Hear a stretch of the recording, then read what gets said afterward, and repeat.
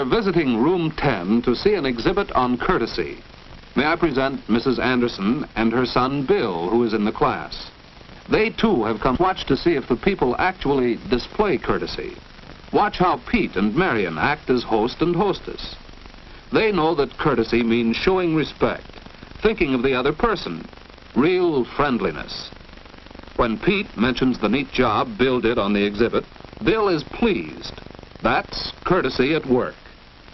You can see, too, that everyone in the class must have done a great deal of thinking about courtesy and much work to prepare these posters and the rest of the exhibit.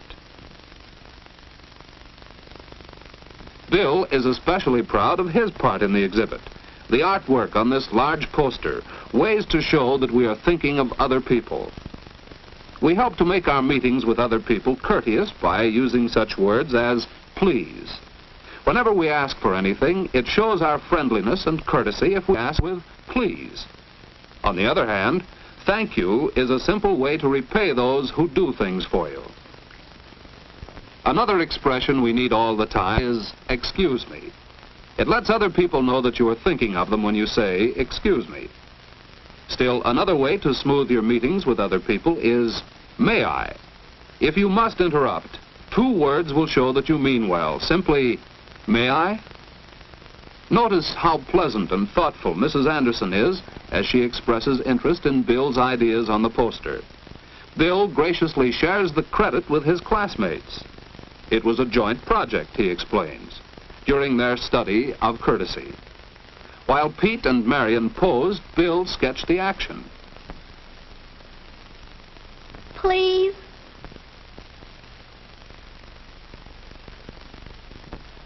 With that sketch finished, ready for final artwork, Pete got ready to play the guest for the next pose. Marion was the hostess, offering him a cookie. Thank you. Pete showed that he appreciated her kindness.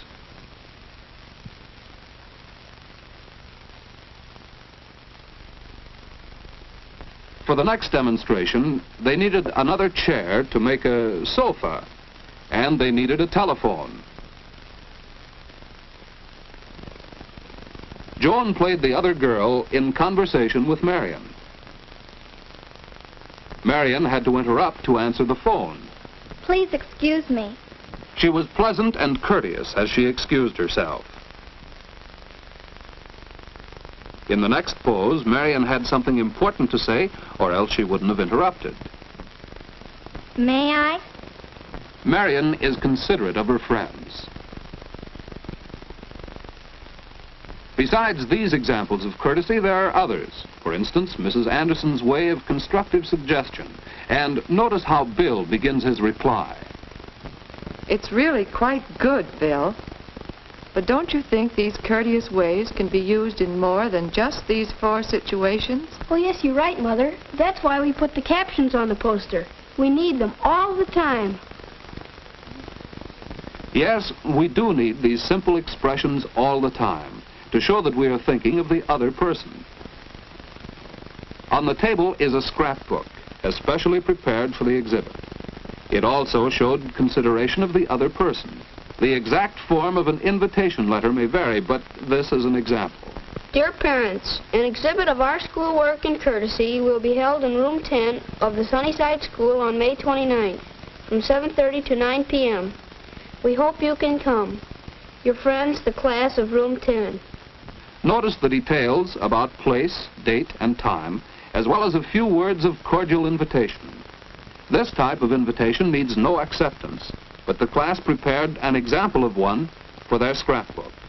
Dear friends, we thank you very much for the invitation to your exhibit in room 10 of the Sunnyside School on May 29 from 7:30 to 9 p.m.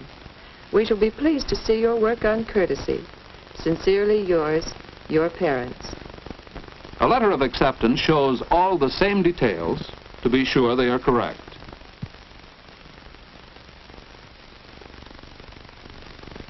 There is also a sample letter of regret stating why the person could not accept. On the next few pages of the scrapbook are drawings and poems Pete had made about courtesy when using the telephone. Answer promptly. Don't keep the other person waiting.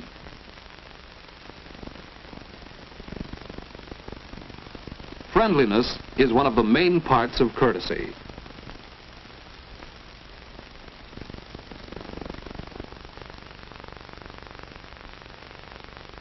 It saves time and makes your conversation more pleasant if you speak distinctly.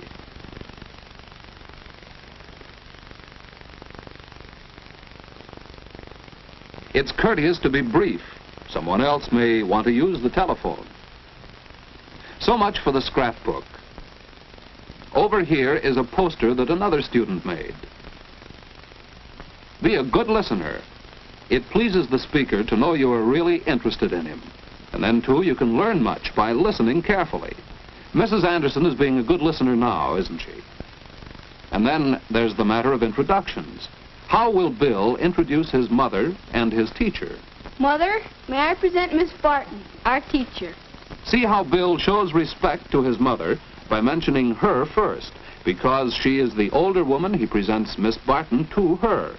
And he helps their conversation get started by explaining who Miss Barton is. It's so nice to meet you, Mrs. Anderson. Bill has told me how much he enjoys your class. He's learned so much about courtesy. How did you teach him to make such a polite introduction? Perhaps Bill should explain that, Mrs. Anderson.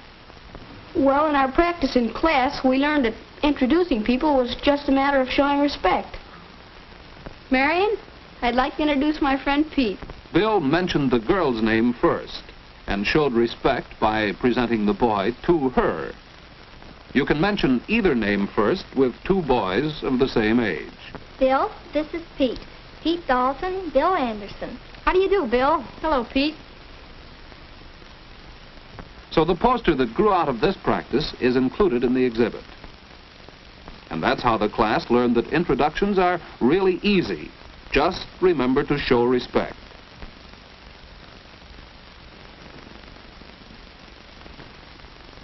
Besides showing respect, your introductions can help the conversation to begin. Notice how Bill's mother introduces her friends, Mr. and Mrs. Hall. Mrs. Hall, this is Miss Barton, the teacher in this room. Mrs. Hall is Joan Hall's mother. Miss Barton, as hostess, offers her hand. Next, Mr. Hall is presented to Miss Barton. And finally, Bill is presented to Mr. and Mrs. Hall. Remember the order? There's a technique to shaking hands.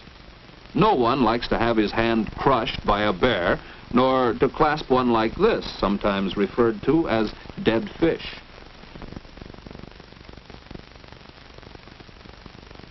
And so the introductions have been completed, and the group settles down to friendly conversation. Well, it's time to go now. What have you seen here? That is, what have you seen besides the posters and scrapbooks of the exhibit?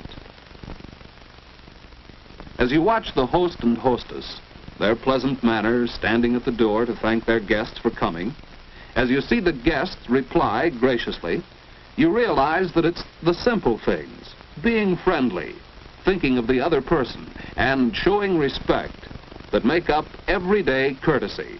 Real living courtesy has made the evening a pleasure and a success.